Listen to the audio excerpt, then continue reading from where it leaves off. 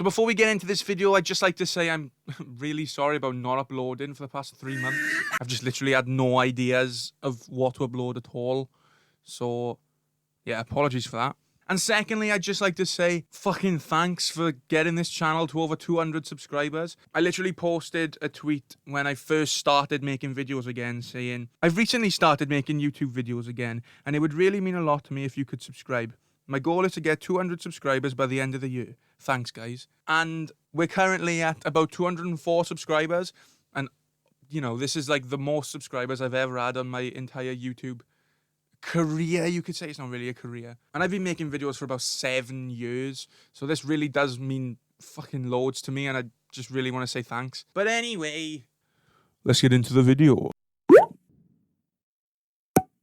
Fiction generally is a narrative form in any medium consisting of people, events, or places that are imaginary. In other words, not based strictly on history or fact.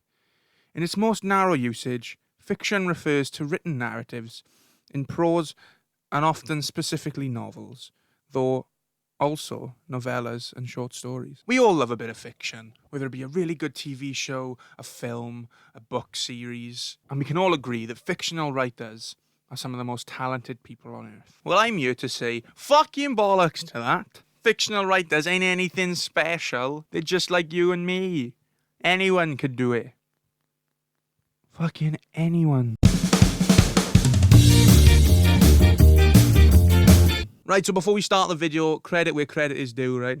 Just want to thank Didn't Happen of the Year Awards on Twitter and r/that didn't happen for basically providing the entirety of this content. Nicole just said, I'm going to kill all of the MPs in charge at the moment, then be the Prime Minister of the country and help all the poor people. I said, you can't be Prime Minister after murdering people. You will go to prison. Her reply was, Well, actually, one person can do that, Mummy, and make a big difference. It's possible. Have you heard of Nelson Mandela? He went to prison and was in charge of a country after. she even justifies being a murderer well at 7.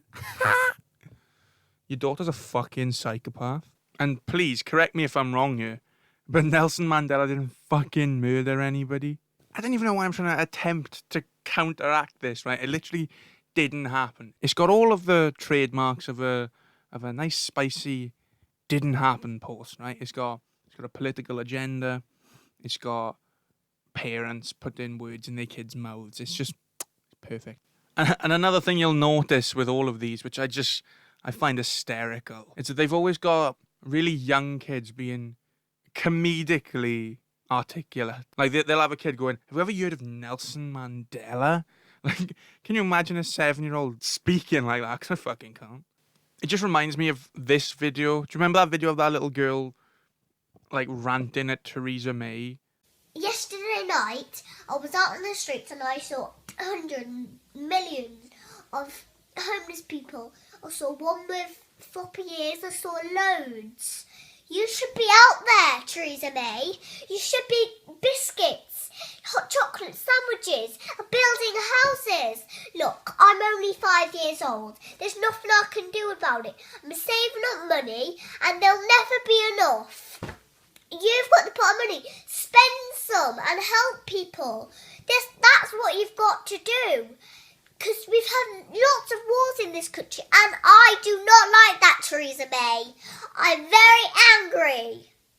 And look, don't get me wrong, I completely agree with the message. But it just fucking winds me up when parents use their kids to, like, push a message because they know that it won't get nearly the same amount of attention as it would if it was them saying it.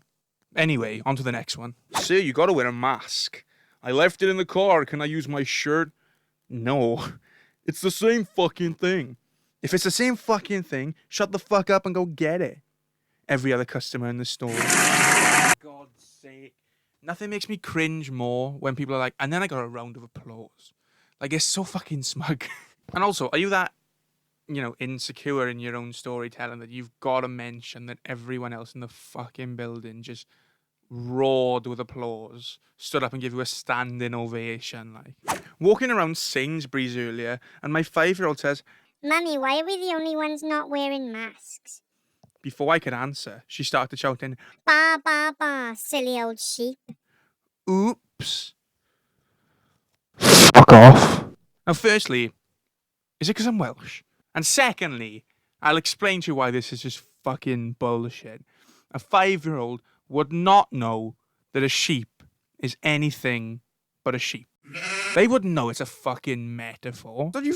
Don't give your 5-year-old that much credit. Fuck you. Go and stick your fucking hashtag plandemic up your ass, Anna. People have fucking died, alright? A lady in the store tried convincing my daughter to buy a doll because dinosaurs are for boys.